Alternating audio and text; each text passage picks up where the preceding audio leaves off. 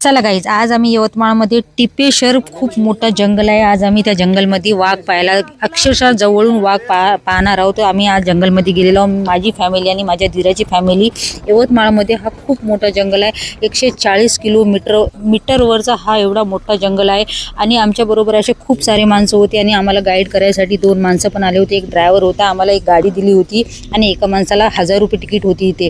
आणि तिथे हरिण होती, मोर होते, असे अनेक प्रकारे होते. आणि सगळ्यापेक्षा जास्त मोठा जो प्राणी आहे तो होता वाघ. आणि या जंगलामध्ये गाईड बोलत होते की 18 वाघ आहे, म्हणजे 18 टायगर आहे असे बोलत होते. तर आम्हाला खूप जास्त घाबरट पण वाटत होती की आम्ही अक्षरशः टायगरला आमच्या गाडीच्या समोर येताना पाहत होतो आणि आम्हाला खूप जास्त भीती वाटत होती. आम्हाला वाटायचं की आता येते का आपल्या गाडीजवळ, म्हणून आम्हाला वाटायचं गाडी मागे घ्या मागे.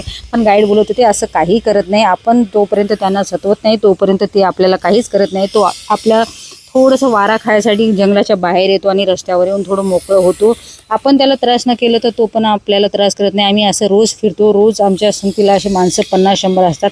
व्हिडिओ आवडला व्हिडिओ लाईक, चॅनल सबस्क्राईब.